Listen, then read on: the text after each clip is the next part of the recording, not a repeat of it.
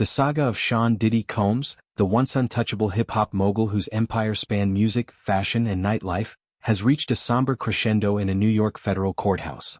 With sentencing underway, the 55-year-old icon faced the harsh reality of accountability, as Judge Arun Subramanian dismantled hopes for leniency in a ruling that reverberated through the entertainment world.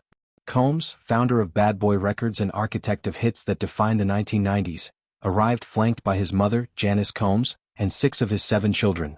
A poignant display of familial solidarity amid the fallout from his conviction on 2 prostitution-related charges in May.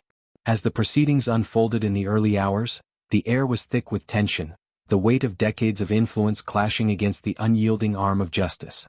Combs' legal team had mounted a fervent defense, submitting a barrage of letters from the disgraced producer and his loved ones, each pleading for mercy.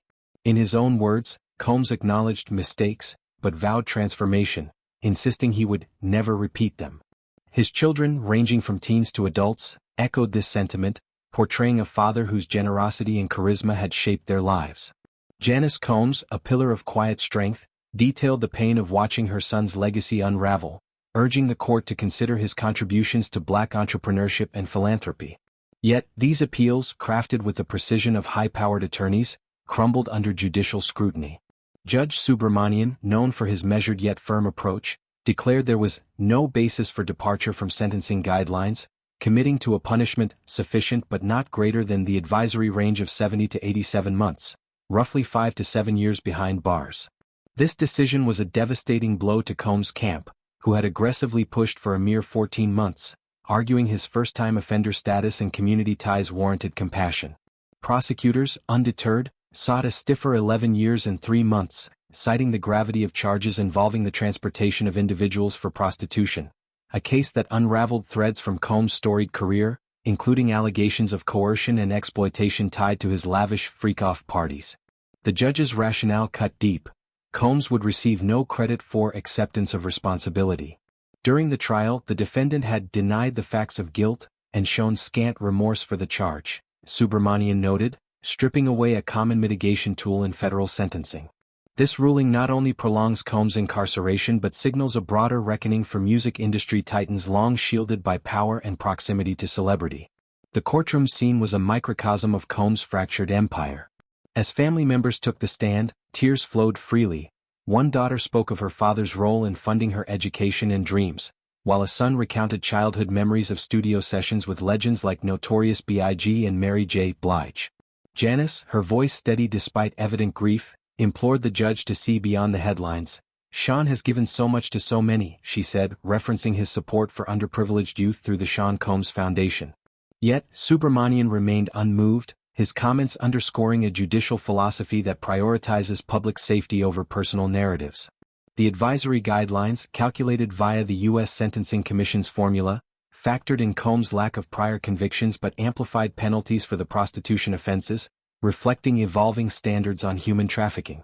Combs' journey to this moment is a cautionary tale of hubris and unchecked ambition. Rising from Harlem's Mount Vernon projects, he transformed a $300 loan into Bad Boy Entertainment, launching careers and amassing a fortune estimated at $740 million. Hits like "I'll Be Missing You" and his vodka brand Ciroc made him a billionaire in spirit, if not always on paper.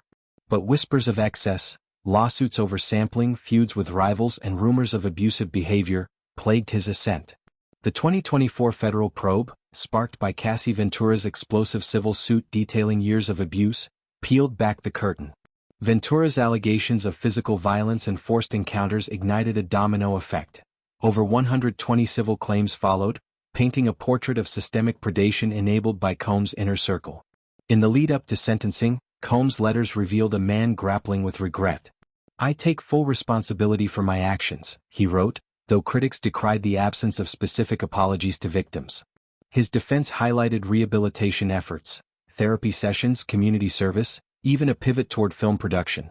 But Subramanian saw through the veneer, noting the trial's combative tone where Combs' team vilified accusers. This denial, the judge argued, precluded leniency, aligning with precedents in high-profile cases like R. Kelly's, where remorse was a key factor. As the hearing progressed, some children prepared to speak, their words a desperate bid to humanize a father whose public image had shifted from party king to pariah. The ripple effects extend far beyond Combs. Bad Boy Records, once a hip-hop juggernaut, now operates in limbo, its roster diminished and catalog under scrutiny. Collaborators like Usher and Jennifer Lopez have distanced themselves, issuing statements of support laced with caveats. The music industry, already reeling from #MeToo reckonings, faces uncomfortable questions about complicity. How did a figure so central go unchecked for decades? Prosecutors pointed to Combs' use of NDAs and intimidation tactics, a pattern echoed in depositions from former employees. Subramanian's refusal to deviate from guidelines serves as a deterrent, potentially influencing cases against other executives accused of similar misconduct. For Combs' family, the ordeal is profoundly personal. His 7 children, products of relationships with Kimberly Porter, Misa Hilton, and others, have been thrust into the fray. The eldest, Justin, has pursued music under the moniker King Combs, but recent tracks have stalled amid the scandal. Quincy, adopted from Al B. Sure, has remained steadfast, posting family photos that subtly affirm unity. Janice's presence in court evoked her own history of resilience, having raised Combs as a single mother after his father's early death. Their collective plea for a second chance resonated emotionally but faltered legally, as the judge emphasized deterrence over redemption. As the gavel loomed, Combs sat stoic, his trademark swagger subdued by orange jumpsuit and shackles. The sentencing, expected to conclude swiftly, will dictate not just his immediate future but his legacy's rehabilitation. Appeals are inevitable, with his team eyeing the Second Circuit for relief. Yet, Subramanian's words linger.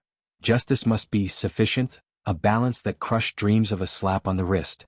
In crushing those hopes, the judge didn't just sentence a man. He recalibrated the scales for an industry long overdue for accountability. Combs' story, from Harlem hustler to courtroom defendant, warns of fame's double-edged sword, empowering yet ensnaring, brilliant yet blinding.